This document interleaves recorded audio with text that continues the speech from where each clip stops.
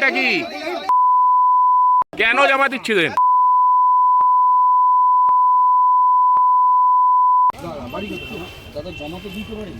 কে আপনি? কে?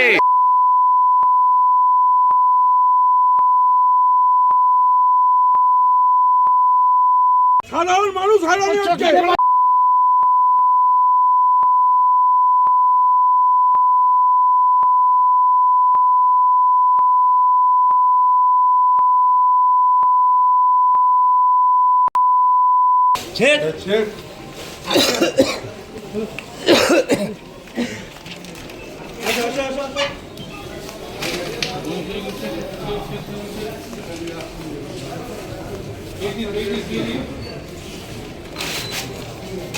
যতগুলো সমাজ সবচেয়ে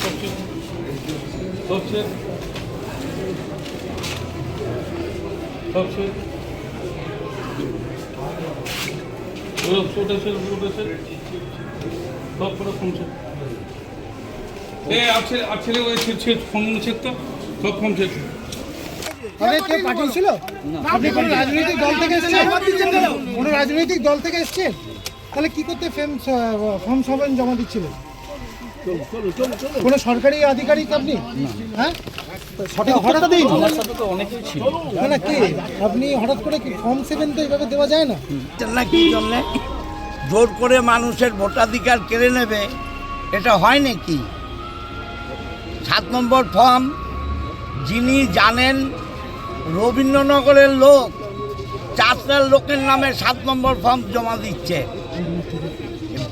এটা অন্যায়, অবিচার।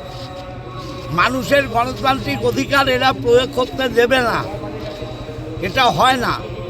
জোর করে মানুষের নাম কাটা দেবে।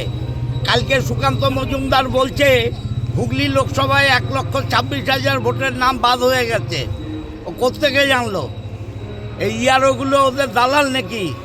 নির্বাচন কমিশনকে তো দালাল করে নিয়েছে। জোর করে মানুষের ভোটাধিকার কারার বিরুদ্ধে মানুষ। একজন ফর্ম 7 জমা দিচ্ছিল, সেখানে দেখা হলো আপনারা সব ফর্ম ছিঁড়ে দিলেন, মারধর করলেন। আমি দেখিনি এটা দাদা, দেখা গেল আমি এটা দেখিনি। আপনার সামনেই তো ঘটলো। আমি দেখিনি বলছি তো। কিন্তু দেখা গেল যে কোনো পরিচয় দিতে পারলো না সে। আমি জানি না কে কোথায় কি হয়েছে, আমি দেখি। আপনাদের দলের কর্মীদেরই আমরা দলের কর্মীরা এখানে আছি মানুষকে সাহায্য করার জন্যে, জোর করে যাতে কারোর নাম না কাটে তার জন্য আছি। বিজেপি যদি ফর্ম 7 জমা দিতে আসে? বিজেপি ফর্ম 7 তো জমা দিতে পারে না। ফর্ম 7 জমা দেবে কোনো ব্যক্তিগত লোক যে জানে। দলবদ্ধভাবে এরকম হয় না কখনো। যারা BLO তারা জমা দিতে পারে, তারা জমা দিক। কিন্তু বিজেপির